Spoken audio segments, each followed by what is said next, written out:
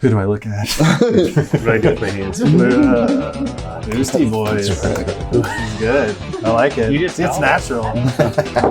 You could do that like as the title or whatever.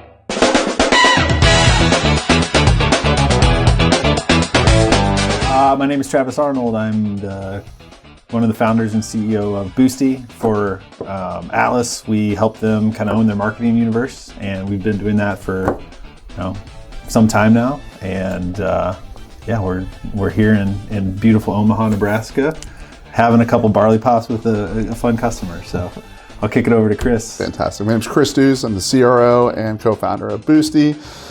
We work in a couple different capacities with Atlas, but I think the main thing we're trying to do is drive talent and generate meaningful conversations. If either of those names sound familiar, they might, because Travis here was the co-founder of Herefish before, and you were at Herefish. Yes, I was on the leadership team at Herefish. That's right. There we go. So Herefish was a way for us to reach out to you before Joel was here. Before automation even existed. So that's right. Yeah, and of course Joel here is with us from Denver. Yes, CIO here at Atlas, hanging out with my Boostie boyfriends. That's right. I thought it'd be fun at the end of the day to get these guys together, just do a little roundtable, and not necessarily talk about work, but talk about work adjacent stuff. So I've got some questions here, if you guys want to entertain them. Let it rip. All right. Yeah. Okay. Here. If the travel healthcare industry had a check engine light, like a car, what warning would Boostie flash to them most often? Yeah, I'll take this one. Yeah, I think first and foremost, people spend a lot of money chasing new clinicians these days instead of looking inward first.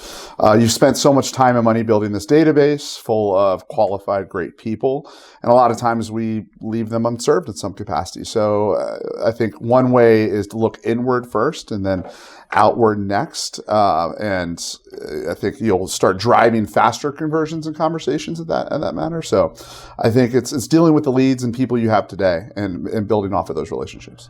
And I think that time, we heard time kills all deals. Mm-hmm. We talked about this a little bit earlier, but it's really just, if it's taking you a really long time, an applicant comes in, they're not being assessed, they're not being talked to, they go into the black hole, which exists. It's what we talked about at Herefish a decade ago.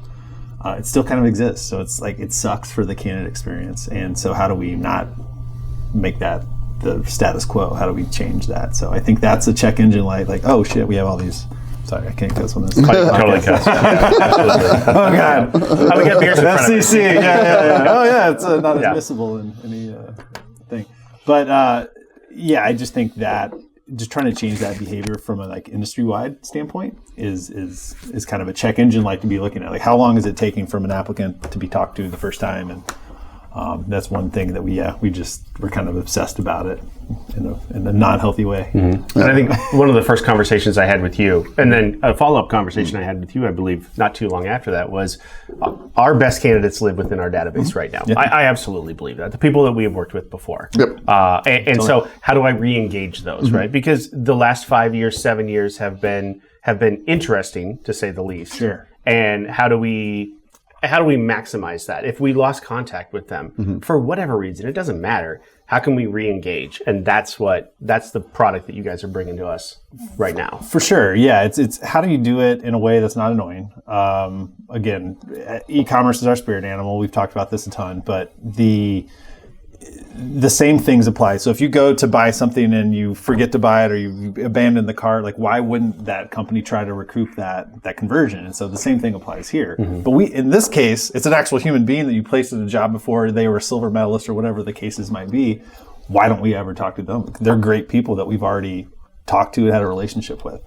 But again, the status quo goes, they go in the black hole and they are never talked to. So it's kind of crazy, but I think it's low-hanging fruit for any agency to harvest. And to talk to them in a simple manner too. You don't have not too much fluff at the end of the day. Actually deliver something that they might be interested in, which is a job and a job that matches them at the end of the day. A real job. A real job. Yes. That's that it. matches them. Right. Yes. It's not some fake fluffy job from a job board and that doesn't exist, and they're really going to go into a black hole at that point. Or- part of the problem also is that the databases are so huge now. Right? Right. Sure. To your point, you don't want to be annoying to them. Yeah. So who are the people within that database that actually want to hear from you? Sure. So being able to bubble that up and stay Identify engaged intent. with them.